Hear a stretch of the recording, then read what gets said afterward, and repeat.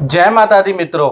आज हम चर्चा करने वाले हैं एक ऐसी घटना, ऐसे गोचर के बारे में, ऐसे राशि परिवर्तन के बारे में जो 18 साल बाद लगभग होने जा रही है। यानी 30 अक्टूबर 2023 में राहु का राशि परिवर्तन हो रहा है। यानी राहु मेष राशि से मीन राशि में यानी उल्टी गति में जाकर मीन राशि में गोचर करने वाले हैं। वहीं पर अगर देखा जाए तो राहु का जब गोचर होगा तो केतु का गोचर भी कन्या राशि में होगा। और राहु का ये जो गोचर है, केतु का जो ये राशि परिवर्तन है, एक तो 18 साल बाद हो रहा है मीन राशि में, साथ ही साथ 18 महीने के लिए रहेगा। यानी कि देखा जाए तो 30 अक्टूबर 2023 से लेकर और 30 मई 2025 तक राहु देव मीन राशि में रहने वाले हैं और वहीं पर केतु देव कन्या राशि में रहने वाले हैं।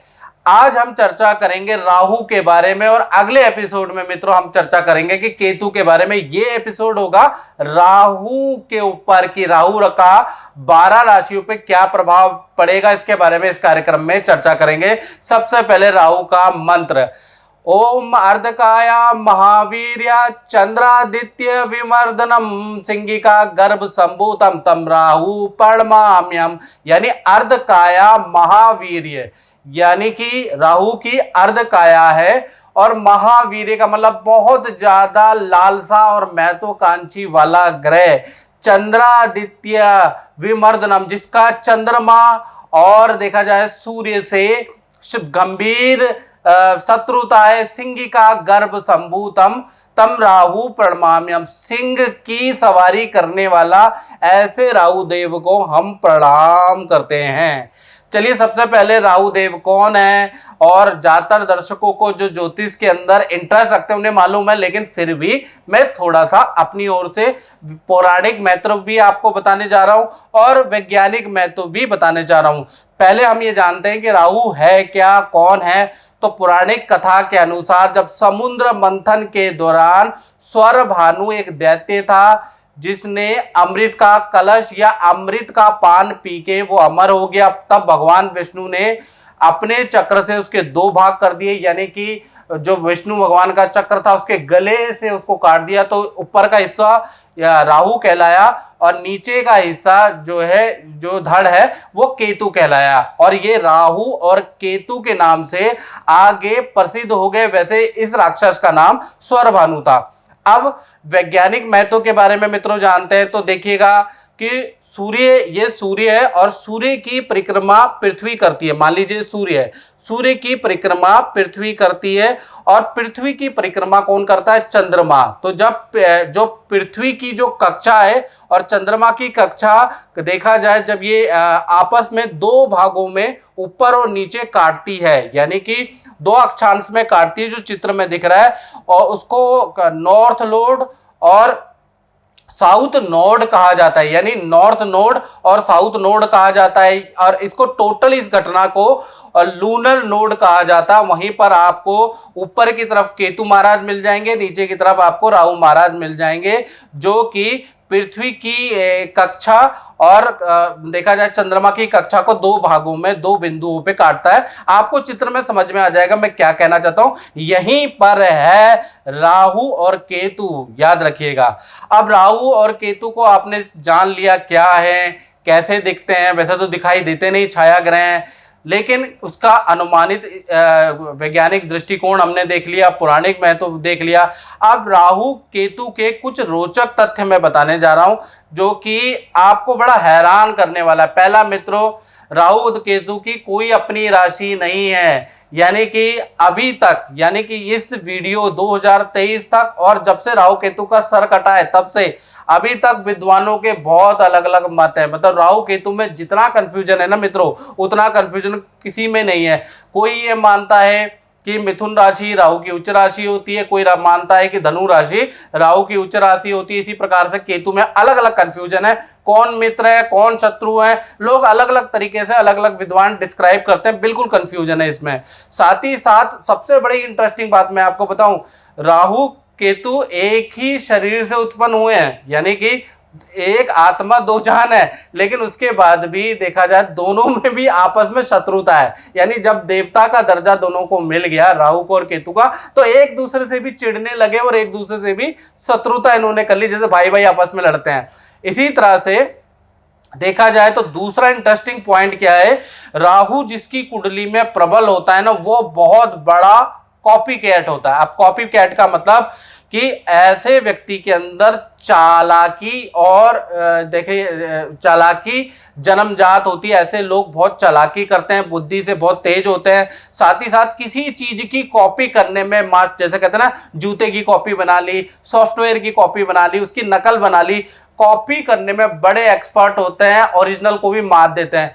जिनका राहु अच्छा होता है, याद रखिएगा स्टूडेंट, जिनका भी राहु अच्छा होता है तो कहीं ना कहीं केंद्र त्रिकोण में बैठा है, शनि की राशि, बुध की राशि, शुक्र की राशि में बैठा है, तो मान के चलिए ऐसे लोग कॉपीकेट बड़ी जल्दी कर लेते हैं। किसी की लाइफस्टाइल को फॉलो करना, कोई टेक्नोलॉजी की कॉपी करना बहुत अच्छा कर लेते हैं और सक्सेसफुल हो जाते हैं। साथ ही साथ केतु के बारे में बात करें तो केतु जो ग्रह है वो इंट्यूशन वाला होता है। यानी केतु जिसका भी स्ट्रांग होता है, और केतु किन राशियों में स्ट्रांग होता है ये बड़ा कंफ्यूजन है। केतु अधिकतर मित्रों जो राशियां हैं बुध की, गुरु की, शुक्र की राशियों के अंदर स्ट्रांग होता है। याद रखिएगा, बुध की राशि, गुरु की राशि, शुक्र की राशि में स्ट्रांग माना जाता है केतु को। तो यहां पर केतु अगर होंगे तो आपकी कुंडली में और केंद्र त्रिकोण में होंगे तो केतु आपका अच्छा है, आपके अंदर इंट्यूशन पावर हो जाएगी। यानी आपको एक अनुभव पता चलेगा कि आगे क्या होने वाला है, 10 साल बाद टेक्नोलॉजी कहाँ जाएगी, आपको बुरे और अच्छे की इंट्यूशन आने लगेगी, आपके अंदर इंट्यूटिव पावर आ जाएगी, जिसके कारण आप जो है अपने भविष्य को अच्छा बना सकते हैं। तो राहु और केतु दोनों अगर अच्छे हो जाते हैं तो कहीं ना कहीं एक में चालाकी बहुत अच्छी मिलती है और एक में इंट्यूटिव पावर ज्यादा मिलती है।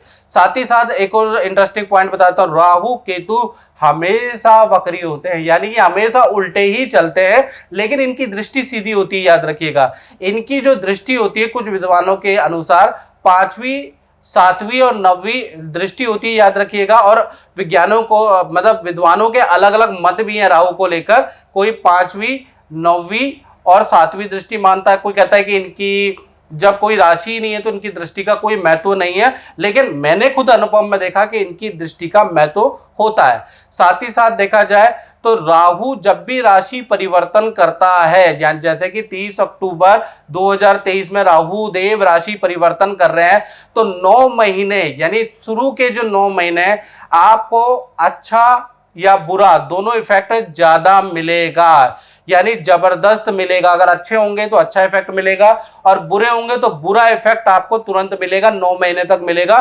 फिर अंतिम के जो 9 महीने वो कहीं ना कहीं नॉर्मल होते हैं, यानी कि 9 महीने ज्यादा इसका अच्छा या बुरा इफेक्ट मिलता है।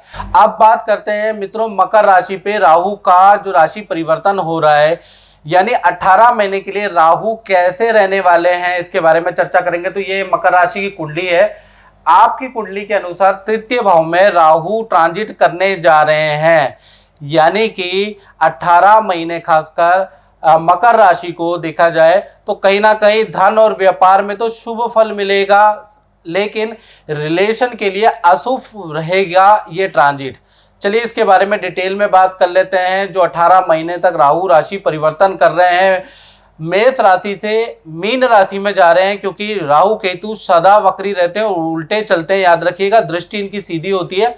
तो कुल मिला के अगर देखा जाए तो ऐसे में क्या रिजल्ट मिलने वाले हैं इसके बारे में चर्चा कर लेते हैं। राहु तृतीय में होने से देखा जाए तो कानों में प्रॉब्लम या कंधों में, हाथों में कुछ प्रॉब्लम या हल्की चोट लग सकती है, गुमचोट लग सकती है। हाथों में, कानों में, कंधों में दर्द की प्रॉब्लम, सर्वाइकल पेन की समस्या मकर राशि को रह सकती है। दूसरी घटना के बारे में बात करें, जब भी राहु तृतीय होते हैं तो भाई बहनों से शत्रुता बढ़ती है और कोई अपना देखा जाए तो आपका शत्रु बन जाता है। आपके राज कोई अपना लीक कर देता है, लोगों को आपको आपके राज बता देता है, आपको पूरा का पूरा कोई बदनाम करने की कोशिश करेगा, ऐसा योग नजर आ रहा है। तीसरी घटना के बारे में बात करें तो राहु तृतीय में बैठने से कहीं ना कहीं देखा जाए तो विदेश यात्रा के मकर राशि के योग बनते हैं, वो भी अचानक बनेंगे, या परिवार से दूर काम करने के आपके योग बनते हैं। नौकरी में है, गवर्नमेंट जॉब में है, तो स्थान परिवर्तन के योग भी इन 18 महीने में देखा जाए तो आपके बन जाएंगे, क्योंकि राहु तृतीय भाव में बैठे हैं। चौथी घटना की बात करें तो वो वैवाहिक जीवन पे पड़ेगी, और उसके लिए चिंता उन लोगों को करना है जो शादीशुदा है या लव एंड रिलेशनशिप में रह रहे हैं। तो वैवाहिक जीवन में देखा जाए तो अचानक किसी का आगमन हो सकता है, एक्स्ट्रा मैरिटल अफेयर के आपके योग बनते हैं, और देखा जाए तो ना चाहते हुए भी आप उसकी ओर आकर्षित होते जाएंगे, उसके साथ में रिलेशन बनाते जा सकते हैं। तो इसलिए आपको थोड़ा ध्यान देना है यहाँ पर। साथ ही साथ देखा जाए तो दादा दादी, नाना नानी के लिए देखा जाए तो ये जो गोचर है उनकी हेल्थ के लिए बहुत अच्छा नहीं है, ऐसा योग नजर आ रहा है। साथ ही साथ देखा जाए तो चौथी घटना पद प्रमोशन करियर के लिए बहुत अच्छा ये तृतीय राहु रहेगा, यानी पद प्रमोशन कराएगा, करियर में भी इंक्रीमेंट कराएगा, अच्छा आपका काम हो जाएगा, तो काम के लिए बहुत अच्छा है। जबरदस्त आपको लाभ शेयर से, इन्वेस्टमेंट से, एफडी से आपको जबरदस्त लाभ होगा। तो देखा जाए तो 18 महीने अचानक बड़ा धन लाभ हो सकता है। कोई जमीन आप खरीद सकते हैं जिसकी 6-7 महीने या 8 या 1 साल में आपको बहुत अच्छा रिटर्न मिलेगा। तो कुल मिला के देखा जाए धन के लिए, इन्वेस्टमेंट के लिए, करियर के लिए ये गोचर अच्छा है। बस रिलेशनशिप के लिए ये गोचर खराब है, हेल्थ के लिए ये गोचर खराब रहेगा। और मित्रों ज्यादा डिटेल में आपको जानना है तो 7210124289 मेरा व्हाट्सएप नंबर आ रहा है। इस पे आप नाम, date of birth, time of birth, place of birth आप मुझे व्हाट्सएप करके अपना टेलीफोनिक अपॉइंटमेंट मुझसे ले सकते हैं, और थोड़ी बहुत आपको चार्ज भी देना पड़ेगा। और चार्ज इतना कम है मित्रों, जितना आप खुश होकर एक भिखारी, एक मांगने वाले को देते हैं, उतना ही चार्ज कुंडली का है, ज्यादा चार्ज नहीं है, याद रखिएगा।